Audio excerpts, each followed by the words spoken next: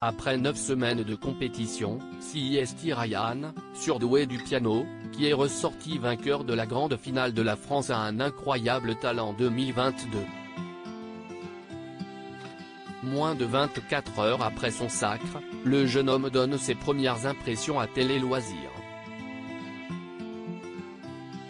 Au terme d'une soirée aussi longue qu'intense, Ryan, le jeune prodige du piano a été sacré grand gagnant de cette 17e saison de la France a un incroyable talent 2022. Le jeune adolescent de 15 ans, placé en foyer et Golden Buzzer d'Hélène Ségara était l'un des grands favoris au titre suprême du concours de talent de M6. La rédaction de Télé Loisirs l'avait d'ailleurs placé à la première place de son classement. Moins de 24 heures après son sacre, l'incroyable talent 2022 est revenu pour nous sur ses sensations et sur son parcours. Le public m'a aimé pour ce que j'ai fait Télé Loisirs. Qu'avez-vous ressenti quand Karine Le Marchand a annoncé votre nom ? Ryan, la joie, la tristesse et la satisfaction se sont mélangées.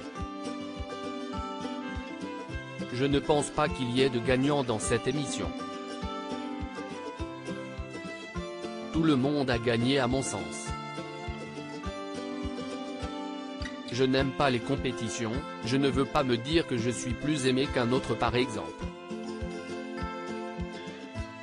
Ce que je veux retenir, c'est que le public m'a aimé pour ce que j'ai fait et que si j'ai une carrière, des gens me suivront. Qu'est-ce qui a fait la différence selon vous ? Je pense que c'est par rapport à ma persévérance dans le piano et grâce au message que j'ai véhiculé par mon art. La priorité pour moi était de ne pas décevoir le jury, Hélène Ségara et le public. J'ai été Golden Buzzer donc les gens ne m'avaient pas vu depuis un moment. Ils ne pouvaient pas savoir si j'avais progressé ou pas. Pour quelle raison avez-vous mis en scène un décor de gare ? C'était une sorte de clin d'œil à mon histoire. J'ai commencé à exercer dans des pianos de gare. Aujourd'hui, je suis au conservatoire. Pour boucler mon histoire, je voulais venir en tant que pianiste de gare avec, néanmoins, une musique différente de la première. Hélène Ségara n'est pas qu'une simple juge. Avez-vous eu un retour des membres du jury ? Oui. Ce sont tous des personnes que j'aimerais suivre et avec qui j'adorerais travailler. Hélène Ségara et moi aurons un lien indéfectible. Ce n'est pas qu'une simple juge, elle m'a donné beaucoup d'affection. Le fait de m'avoir donné son bijou pour me porter bonheur m'avait aussi beaucoup touché. Elle m'avait aussi donné pour conseil d'être naturel, souriant et de ne pas contenir mes émotions et sentiments. Dans un précédent entretien, vous disiez que le duo Gemini était méritant que vous. Elles ont un lien très fort entre elles et ont créé un numéro incroyable. Elles ont une histoire très forte derrière elles. Elles méritaient, comme beaucoup d'autres, de remporter cette édition. Leur numéro était magnifique. Qu'est-ce qui a fait la différence entre vous ?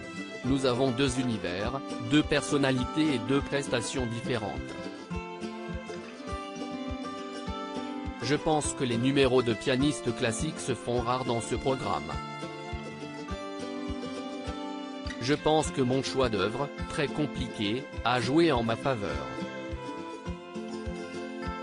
Mon histoire, qui a créé le buzz, a sûrement aussi joué. Je pense aussi que les gens étaient heureux de me revoir. Je ne pourrais toucher les 100 000 € que le jour de ma majorité. Qu'attendez-vous pour la suite ? J'aimerais qu'un maximum de personnes s'intéressent à la musique classique. Après cette aventure, je voudrais que beaucoup de gens s'ouvrent à cet art. J'espère que d'autres talents viendront montrer des numéros de pianiste. Je voudrais que certains brisent leur pudeur et viennent participer à l'émission.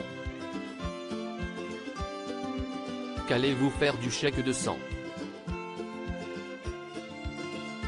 000 €?